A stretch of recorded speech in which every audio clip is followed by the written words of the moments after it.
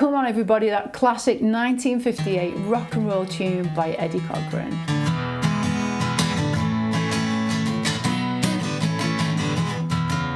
We have three main chords. We're in the key of E. We've got a few different techniques going on in this song. We've got some muting, some rock and roll, and we've got some raked strummed chords.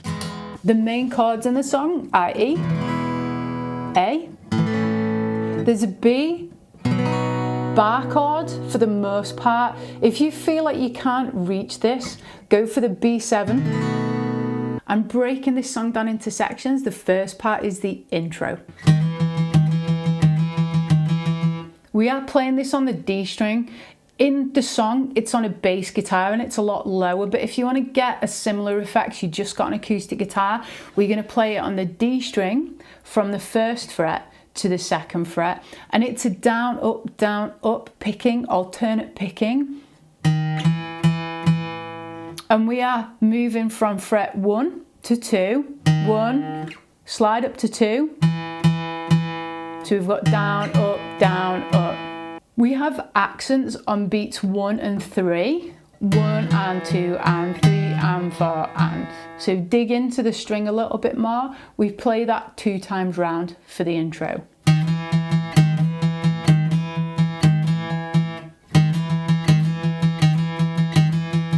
This is a repeated theme in the song. It plays throughout the first part of the verses, so you can also include it there.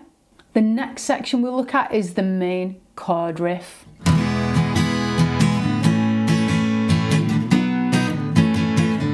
In its most basic form, the accented notes that stand out the most.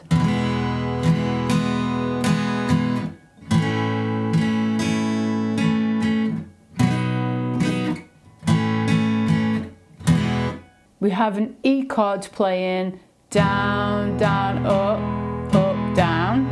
Move on to the A, down, down, up, down. Move on to the B or the B7 if you're playing that. We've got a down, down, then A, down, up, down, and then E. Counting that through.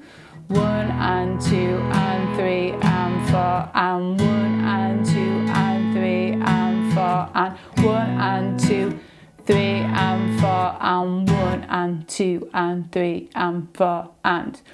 As we develop this a little bit more, what you'll start to hear is on the first down strums of each chord, you can hear a bit of a rake.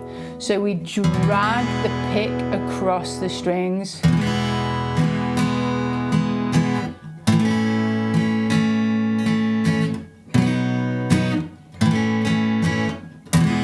So it gives us a nice staggered percussive sound. Get a little bit more of your pick sticking out from between your fingers to enhance this.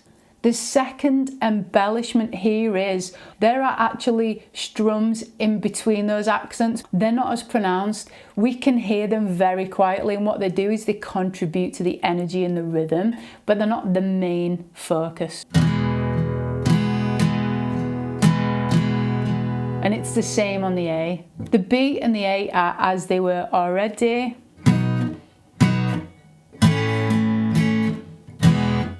The E stops on the last bar on beat 1, and then there's a rest. However, in the track you can hear rock and roll riff. We're going to place the index finger, second fret A. The strumming hand is going to be playing the E and A strings. So we play those two, then we take the ring finger, place it on fret 4 of the A string, play the 2 strings again, revert back to the first finger, and then play fret 5 on the A string with either the pinky or the ring finger, and play the 2 strings again. So in that last bar we have E chord and rock and roll riff. 1 and 2 and 3 and 4 and. Playing that through as a chord sequence with the whole chord progression. 3, 4.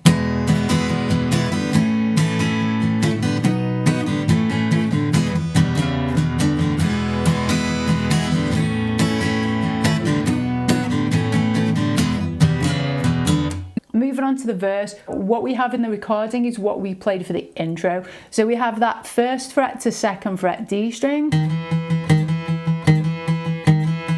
That plays for 2 bars. If you're playing an acoustic guitar, it's worth looking at how you can get the energy across when you're playing a song solo. I like to mute the guitar strings for this section. I feel like it contributes to more of the drive when you're playing solo acoustic guitar. So I'll lay my fingers across the strings to get the percussive mute and play the same rhythm that you would be playing if you were playing that fretted version.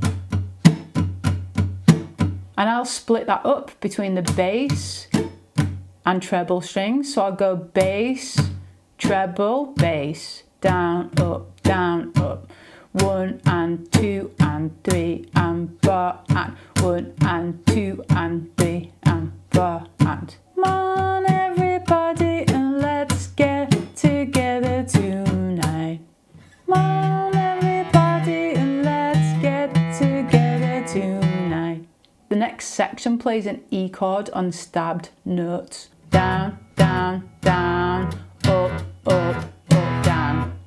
And to create the space in between those strums, to deaden the strings,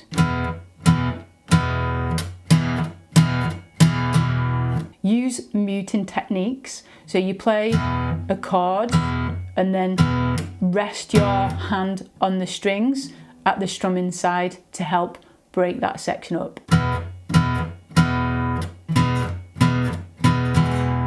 Putting that sequence together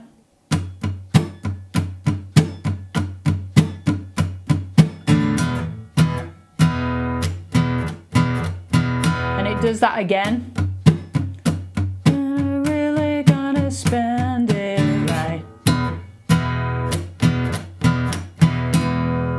Moving on to the next section, this now follows on to change into A, B, E chords strummed, or we can play a rock and roll riff instead. If we play the chords, we have an A and either a B or a B7. I actually play the B7 in this section if I'm strumming the chords, but I will interchange the riff and the chords. Beginning with the A, 1 and 2 and 3 and 4 and accents on 2 and 4. When you change to the B or B7, same again. 3 and 4 and change to A, 1 and 2 and 3 and 4 and 1 and 2 and 3 and 4 and then stop on an E chord. So you play the E and mute it straight away. Well, I've been doing my homework all week long.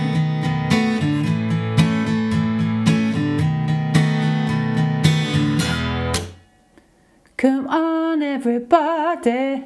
If we want to swap that out and play the rock and roll riff, on A we have index finger 2nd fret D and 3rd finger plays 3rd fret D. The strumming hand's going to be playing the A and the D string. So we have index finger, down, up, 3rd finger adds on, down, up, so on, off. So we've got down, up, on, off. We do that twice. 1 and 2 and 3 and 4 and. To get into the B section, we've got a bit more of a stretch. We move that index finger to the 2nd fret A, and we have the middle finger, 4th fret D, down, up, pinky, or 3rd finger if you can reach.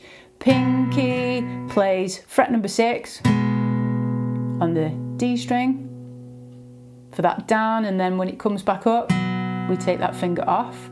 So we have down, up, twice, down, up. Playing through the whole sequence, we begin with the A riff,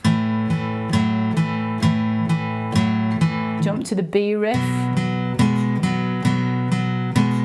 back to the A riff, back to the B riff, and then strum the E chord and mute it, playing that to speed. Doing my homework all week long.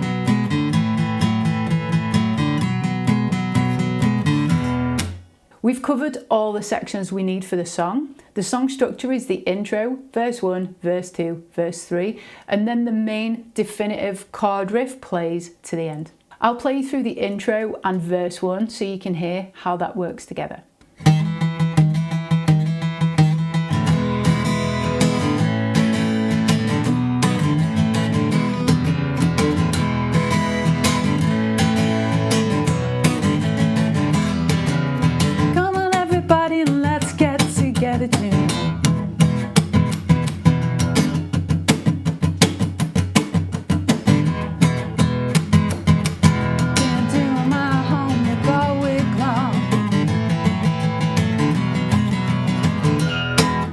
Come on everybody.